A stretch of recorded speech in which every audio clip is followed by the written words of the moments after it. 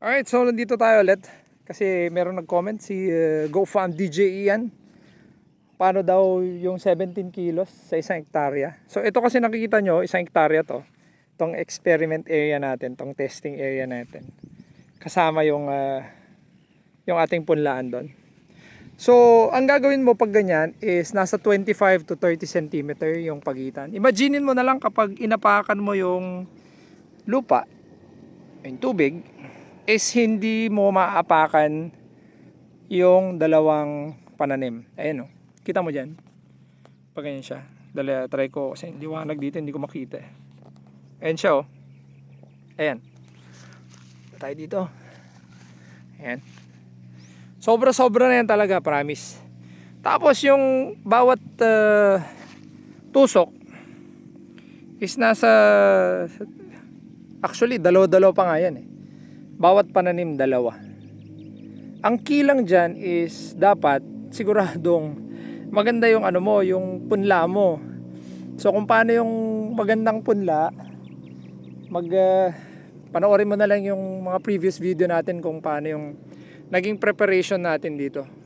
Paano ginawa yung land preparation, tapos yung pagbababad ng bini, at saka yung paano yung fertilization niya. So yun, kasyang-kasya oh. Ayan o. Sobra-sobra pa. 'Di ba? Kinakatakutan kasi ng iba is yung may kuhol. Ayun talaga. Kailangan mong magandang land preparation mo. Ayan o, yung sobra natin. Ayan o. Ayan, mga sobra o. Nilagay na lang dyan. Ito para ano, pag merong nakuhol or ano, ayan sobra. Tapos may sa mga tambak meron pa yan mga sobra. Siyempre hindi na hinila dito. Tapos yung sa nursery natin, dun sa kabila niya, may mga punla pa yan. Sobra.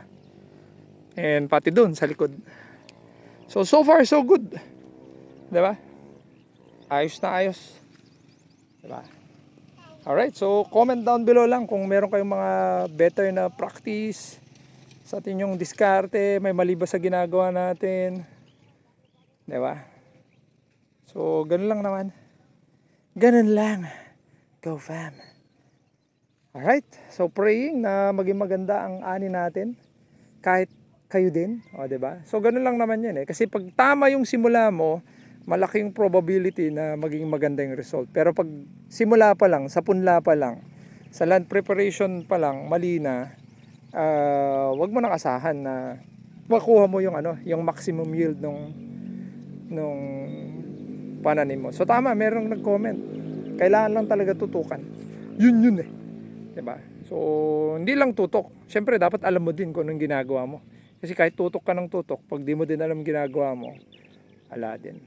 Alright? So, yun. Ingat lagi, Go Fam!